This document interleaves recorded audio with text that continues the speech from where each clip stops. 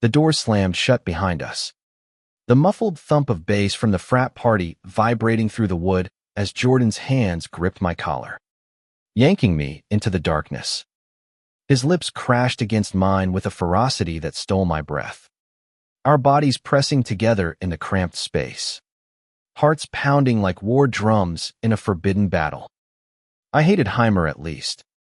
That's what the world thought, but in that moment, as his kiss deepened and my resolve crumbled, I knew our rivalry was just a mask for something far more dangerous: love. I pulled back just enough to gasp for air. My fingers tangled in his shirt, the scent of his cologne spicy and intoxicating filling the tiny closet. "What the hell? Jordan," I whispered, my voice hoarse. But he silenced me with another kiss, his hands sliding up my back, igniting sparks that I'd been denying for months. We were supposed to be enemies, me, Alex Rivera, the outspoken debate team captain from a working-class family in Chicago, and him, Jordan Hayes, the golden boy from a wealthy New York suburb, always one-upping me in every campus forum. Yet here we were, hidden away like criminals, our public barbs turning into private confessions. The party outside raged on louder, clinking glasses, the occasional shout, but in here, time stopped. Jordan's breath was hot against my ear as he murmured, "I can't keep pretending. Alex, every time I see you across the room, arguing against me, I want to drag you away like this." His words sent a shiver down my spine, a mix of fear and exhilaration. We'd started as rivals in freshman year at Emerson University in Boston, clashing over everything from student government policies to environmental debates. I was the fiery activist, pushing for inclusivity and change. He was the polished strategist, always countering with logic that made my blood boil. But one late-night study session had turned into heated words, then heated touches, and now this stolen moments that left me breathless and conflicted. As his lips trailed down my neck, I pushed him gently, needing space to think. "We can't do this forever," I said, my voice trembling. "What if someone finds out? Your family's conservative donors. My scholarship, everything could fall apart." Jordan's eyes, dark and intense in the sliver of light from under the door, met mine with a vulnerability I'd never seen in public. "I know," he admitted, his thumb brushing my cheek.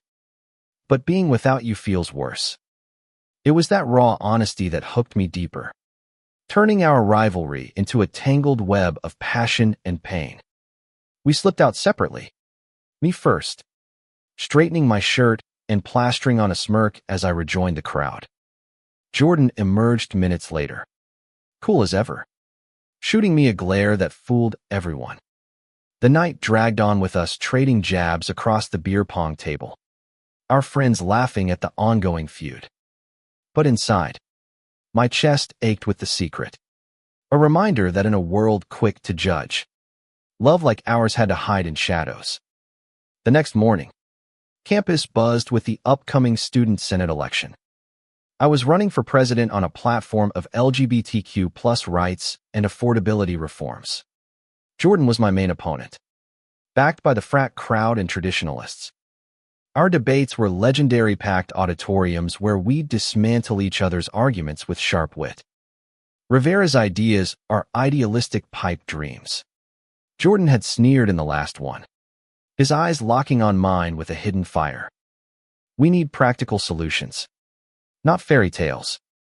The crowd cheered, but I fired back. "Hayes wants to maintain the status quo because it benefits people like him, privileged and out of touch." More applause. But as we shook hands afterward, his grip lingered, a silent promise. In private, though, the masks dropped. We'd meet in abandoned lecture halls or late-night walks along the Charles River, where the city lights danced on the water. "Why do you have to be so damn good at this?" Jordan asked one evening, as we sat on a bench, his head on my shoulder. I laughed softly. "Because if I wasn't, you'd walk all over me." But beneath the banter was a growing bond, forged in shared dreams and fears. He confessed about his family's expectations: law school, marriage to some society girl, while I shared my struggles with coming out in a community that still whispered judgments. Tension built as election day neared. Rumors swirled, anonymous posts on the campus forum accusing me of being too radical, hints that someone knew about us. I confronted Jordan in the library stacks. Our voices hushed but heated. "Is this you? Sabotaging me?" He looked hurt, grabbing my arm. "How could you think that? I fight fair, Alex."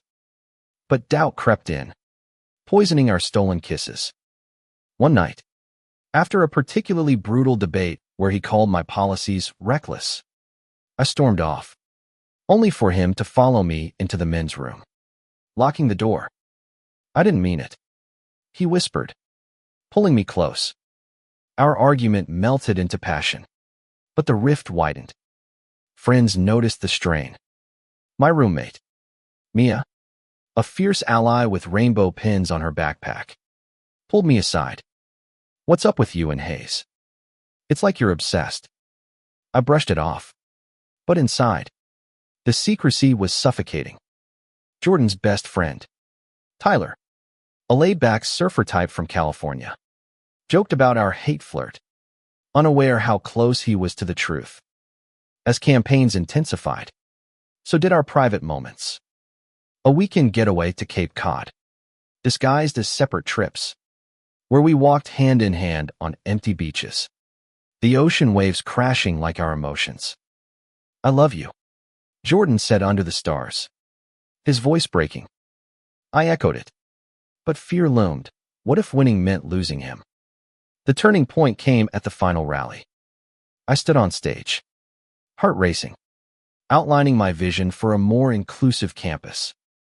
Jordan followed, his speech polished. But midway, his eyes met mine, and he faltered. "Perhaps Rivera's right. Change isn't reckless. It's necessary." Gasps rippled through the crowd. Backstage, I cornered him. "What was that?" He smiled sadly. "The truth. I can't fight you anymore." But victory was bittersweet. I won the election by a narrow margin, cheers erupting as results flashed on screens. Jordan congratulated me publicly with a firm handshake, but his eyes held pain. That night, in our secret spot by the river, he broke down. "I have to end this. Alex, my family found out, threatened to cut me off." Tears streamed as I held him, our world crumbling. Devastated, I threw myself into Senate work, advocating for safe spaces and anti-discrimination policies. Jordan distanced himself, our rivalry fading into cold silence. Months passed, winter blanketing Boston in snow, mirroring my frozen heart. I dated casually, but nothing compared. Then, at a pride event I organized, Jordan appeared, looking gaunt but determined. "Alex," he said, pulling me aside amid rainbow flags and cheers. "I came out to my family, lost everything, but gained freedom." His voice trembled with emotion. We talked for hours, rebuilding bridges burned by fear.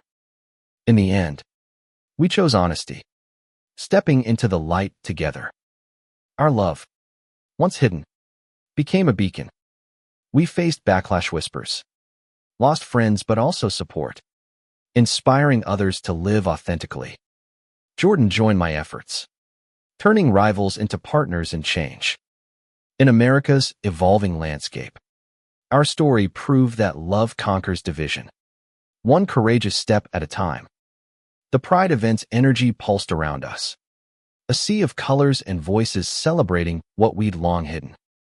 Jordan's hand in mine felt like a lifeline as we navigated the crowd, his earlier confession still echoing in my mind. "I rented a small apartment in Cambridge," he said, squeezing my fingers. "No more secrets." Relief washed over me, but scars from our past lingered. reminding me how close we'd come to losing it all. In the weeks that followed, we rebuilt slowly. Dates in public coffee at a bustling Harvard Square cafe, where students glanced curiously but said nothing. People are staring, I whispered once. Self-conscious. Jordan grinned, leaning in. Let them. We're not rivals anymore. His kiss, soft and unhurried, drew a few cheers, melting my doubts. But challenges arose. My Senate duties clashed with his job search. Post-family fallout leaving him scraping by as a barista. One evening, after a heated committee meeting where I pushed for gender-neutral bathrooms, I found Jordan waiting outside, rain slicking his hair. Bad day? He asked, pulling me under his umbrella. I nodded, venting about conservative holdouts. Sounds familiar, he teased, but his eyes held empathy. We walked Homedo, his tiny place, now our shared haven where vulnerability deepened our bond. I miss debating you, he admitted over dinner. It kept me sharp. I laughed. We can debate pizza toppings instead.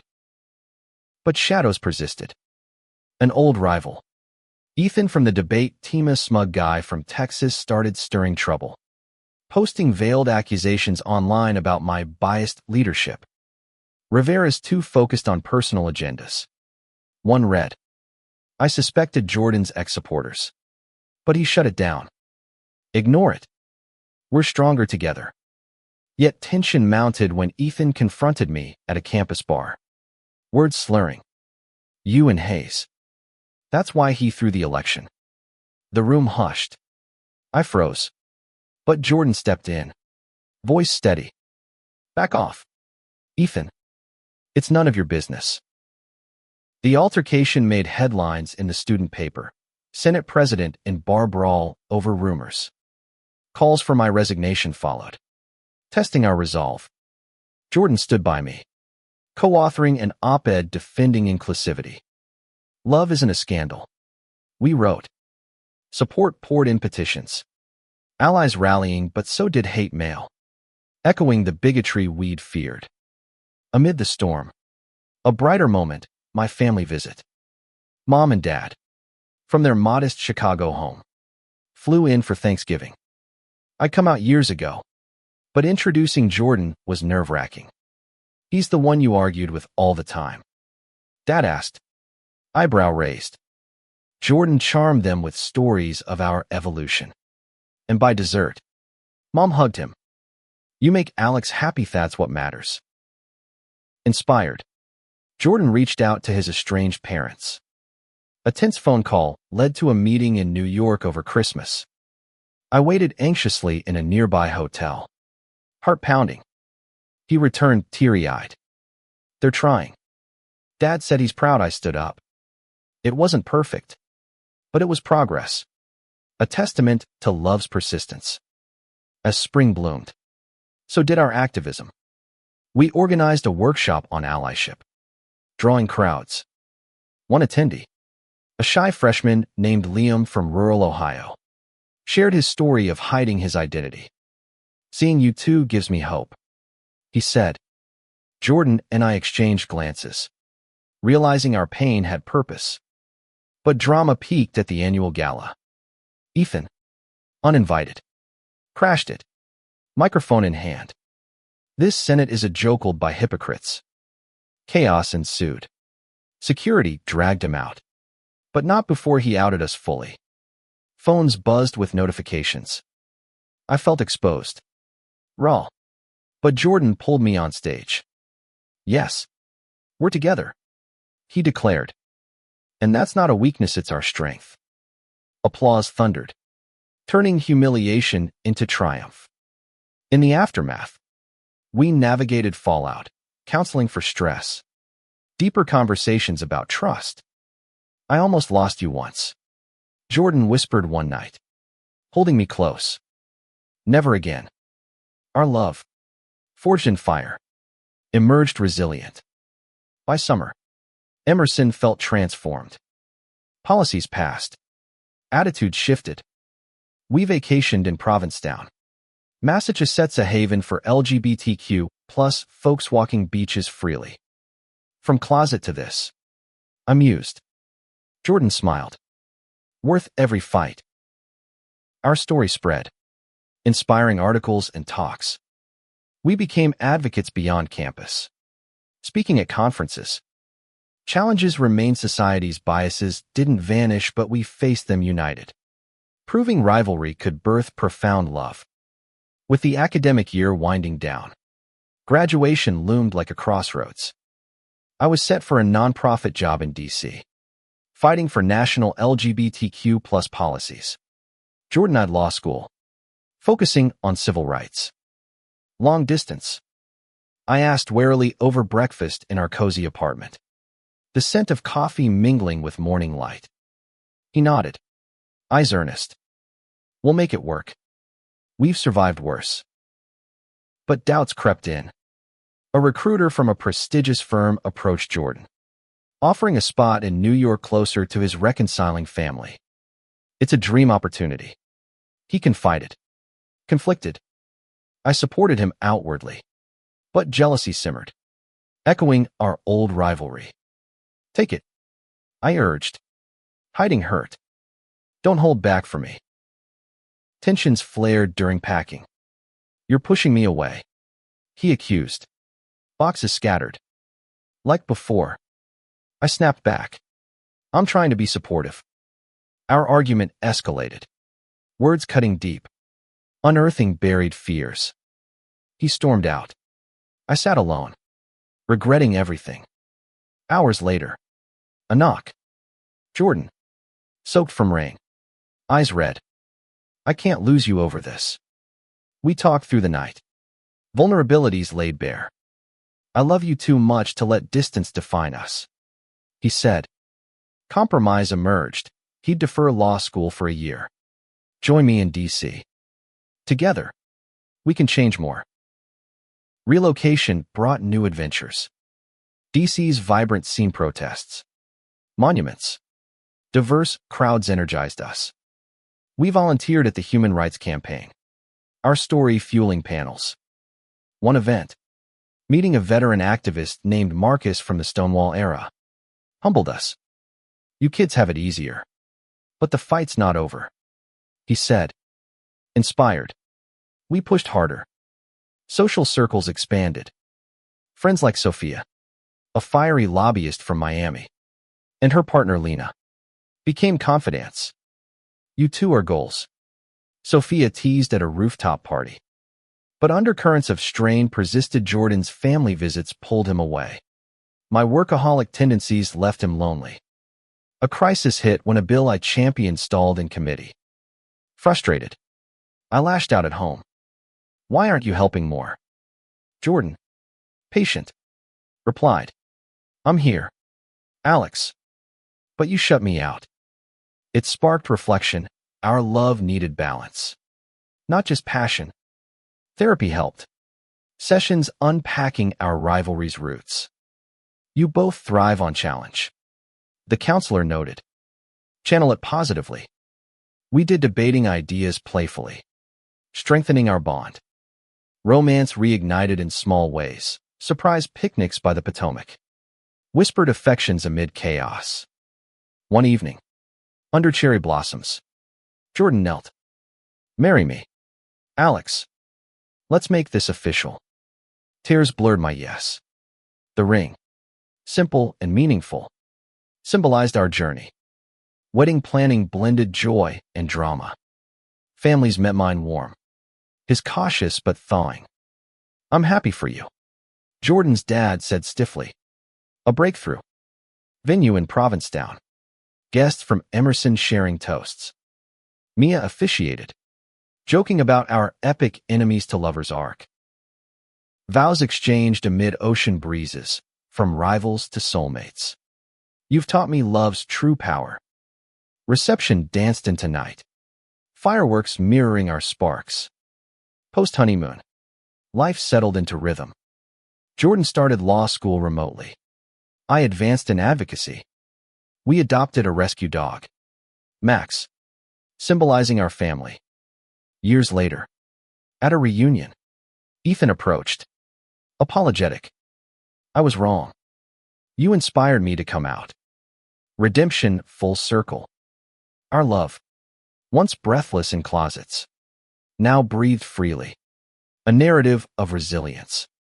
In America's tapestry, we wove threads of acceptance, proving that from bitter beginnings bloom profound connections. Reflecting on our path, challenges evolved, but so did we. A decade on, we mentored youth at a DC center, sharing tales of closets and courage. It gets better, Jordan told a teen named Riley. Echoing our mantra, Riley's eyes lit up. Hope kindled. Professional triumphs mounted. I led a national campaign for equality laws. Jordan argued landmark cases. Home life balanced work, weekends hiking in Shenandoah, evenings cooking with laughter. Family grew. Surrogacy brought twins, Elena and Mateo, filling our house with chaos and joy. Papa, tell the story of how you met Daddy, Elena begged. We'd spin a sanitized version, emphasizing love over rivalry, instilling values of authenticity. Setbacks, cameo backlash, bill threatening rights. We rallied, testifying in Congress. Our love isn't political. It's human, I stated. Support swelled. Bill defeated. Victory tasted sweeter shared. Aging gracefully, we retired to a Massachusetts cottage, writing memoirs. From breathless kisses to lasting vows. Jordan titled his chapter, Mine, Rivals No More. In twilight years, hand in hand on porches, we'd watch sunsets, worth every breathless moment. He'd say, our legacy, a world slightly kinder. Hearts opened. The end wasn't dramatic, but meaningful, lives intertwined. Love enduring. In public and private, we were one. A testament to humanity's capacity for growth, forgiveness, and unbreakable bonds.